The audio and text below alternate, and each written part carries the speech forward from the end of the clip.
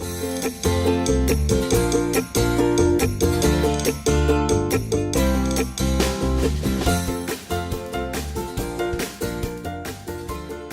up, everybody? Rashad Jennings here, and I am super excited because I get an opportunity to launch something that's been endearing in my heart since I was a kid. My kids' book series, The Coin Slot Chronicles, has officially come to life. This is not my first book. I also wrote a New York Times bestseller titled The If in Life. In that book, I got a chance to touch on my childhood quirky side. But in this series, you'll get a chance to see that inquisitive kid in me that will never grow up. And believe me, you haven't seen anything yet. So the hero of this series is my friend, Arcade Livingston. Arcade comes across a magical necklace that takes him on journeys to unpack some incredible lessons. But don't get it twisted, this series is a great book for all ages to read.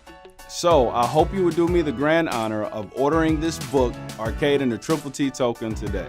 It's on sale now, so wherever books are sold, be there. Don't delay.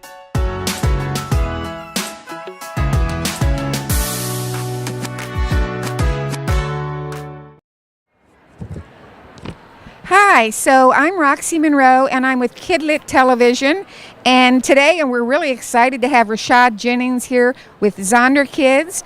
He's going to talk about his new Arcade book series, and by the way, that was a very cool promo we just saw. Oh, awesome. I'm glad you liked it, and thanks for having me. I'm looking forward to this interview, and I'm looking forward to taking on the ambiance of being at this convention. Well, yeah, it's really, this is the largest, TLA is the largest state library system in America, so it's really huge. Okay, so tell us a little bit about your new book. Is this the Arcade, the Triple T we're talking about here? Yeah, so it's a series. This is Arcade and the Triple T Token. It's a Chronicles. It's a series. It's a book of 4 right now. We plan to continue it.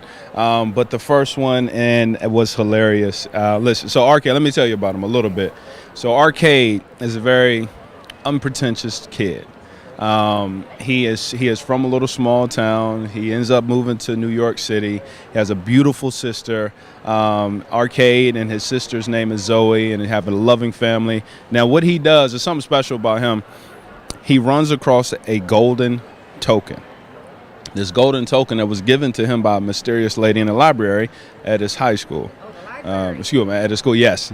Kids, go to the library. There's some amazing things there. Not only just books, but he gets his token, and through that token, he's able to enter into other realms of life. He gets to travel back in time. He gets to travel in the future. He gets to travel to periods and moments to learn about why people deal with bullying, why the reason you deal with depression, the reason how to handle success. He gets to elevate people's inspiration, and this golden token is a savior of his life, and he ends up being friends with so many different people. He gets to explore who he is, and he honestly, I feel like, essentially, one of the things and all the many things in Proverbs that we try to give to each other to live a successful life. Be kind to others, do unto others as you want done unto yourself. All these practical principles are related in the book. And how old is he? He's 12. He's 12. Perfect. Yeah. He's big. He's 12-teen. He's a grown boy, but he's an amazing kid. He's somebody that I would have wanted to hang out with when I was younger, so much, because he's very fun. He's loving. He's easygoing. He's dorky. He's goofy, but he's super cool, and everybody loves him. Wow. Now, is he? Have you done all 4 books? Almost. I'm working on the 4th one right now. The 3rd one actually is complete now. I can't wait to release that one too. And I can't tell you all the stories because the first one currently is the only one that's out, Arcade and the Triple T Token. So I love the covers. Yeah, the covers are amazing. Jill has been very tremendous on helping illustrate this book, as well as Keith Bell, and it's been going really good. So this is middle grade. Yes, middle and up. It's written for younger kids, but the impressions that I've been getting from adults probably are just as excited as the kids. It's a family read. I got an opportunity to do a show in Tennessee, Nashville, with Pickler and Ben, and they had brought in a child who was so excited to actually receive Arcade and the Triple T token. His father bought it for him, and he unrevealed it, and the kid was screaming, "Oh, look, it's just Rashad's book." And they read it as a family. They came on the show, and they were talking about, as a family, how many principles they received and how much healing they received in the room, in their living room. So it's for families. Now, you say it takes place in New York, and you don't live in New York, so how did you do your research to get a sense of place in the book? Yes, so when I was playing in the NFL, one of the teams I had an opportunity and was fortunate enough to play with is the New York Giants. So I lived in New York for 3 years, and I got an opportunity to explore and really take on the imagination that I put inside of this book for it. Now, so why did you? We all know from the promo that you're like a running back, right, and Yes, a football player. Tell me why, of all the different things that you could have done in life, why did you decide to write for children? Well, that's a good question. I appreciate you asking, Ashley. Why would I want to write for kids? Where to start? So I look back when I was a child. I grew up with a reading comprehension deficit. I struggled academically.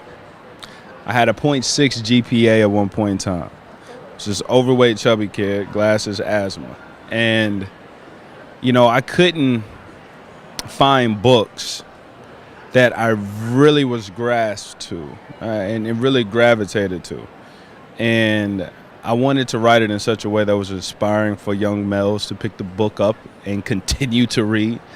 Because for some reason our beautiful queens out here love to read, but our young men, it's very difficult to hold their attention. It is so hard, and so I wrote it in such a way that they would love it, and the feedback from the young boys are pretty impressive. So I want to keep writing that way, and I'm so much of a creative person. Football definitely is not something that ultimately defines me at all. I actually say, if I'm only remembered as an NFL running back, I'm a failure in my books, because I feel like God has given me so many different gifts and talents and so many different ambitions and so many curiosities and the luxury of time to fill it in to practice these arts and crafts. So writing books is something I've always been inspired to do. I used to go to Barnes & Noble all the time in college and read books and say, you know what, I'm going to write a book one day. And I got a chance to. The very first one was titled The If in Life, which I'm humbled to say it became a New York Times bestseller. And then that opened up the door to continue to write. So it sounds like you always had a very vivid imagination. Yes, it got me in trouble a lot of times. A lot of the times it got me in trouble. But now I get to illustrate it through arts of books and make sure that other kids can skip the trouble part, but keep the imagination. So I went on your website and I noticed that you do school visits. So what must it be like? I mean, when you go do a school visit, are the kids more excited about you being a football player or writing a book? That's a good one. So honestly, I think when I go to schools, it's all over the place. I think some people get extremely excited that I played in the NFL for three different teams: Jacksonville Jaguars, Oakland Raiders, and the beloved New York Giants.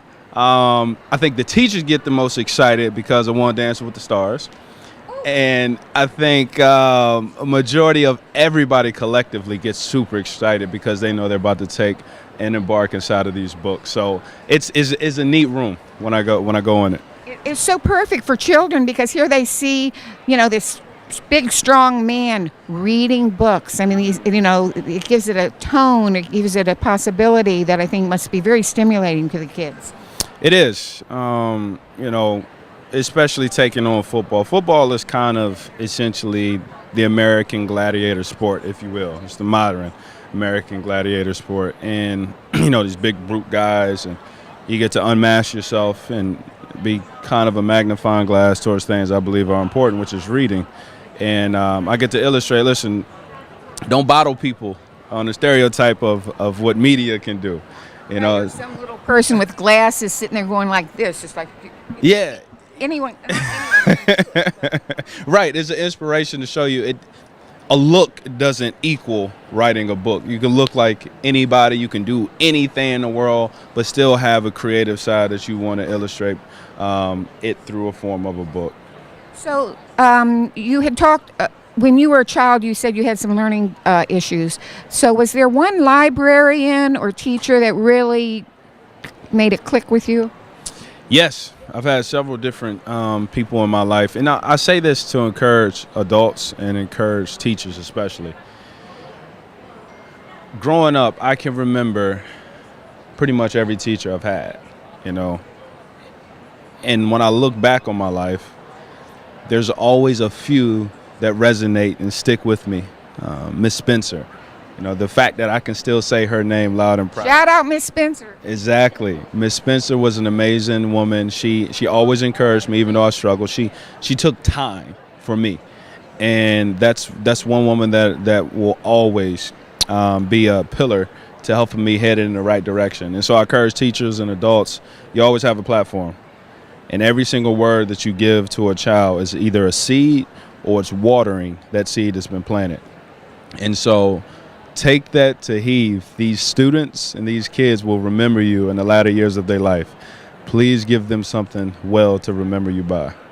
It's kind of scary, the influence that one person can have on a child. Absolutely. Wow. Well, thank you very much. This is, and by the way, have you done any running around Austin, or are you just too busy? No, actually, I've been here a couple times. I asked one of my friends. We danced together. Right? There's an art called Zouk, Z-O-U-K. I'm learning, and I fell in love with it. So we're dancing around Austin. Cool. Well, listen, have a wonderful TLA, and let's say goodbye to all our folks. And thank you very much. Pick it up. Pick it up, please.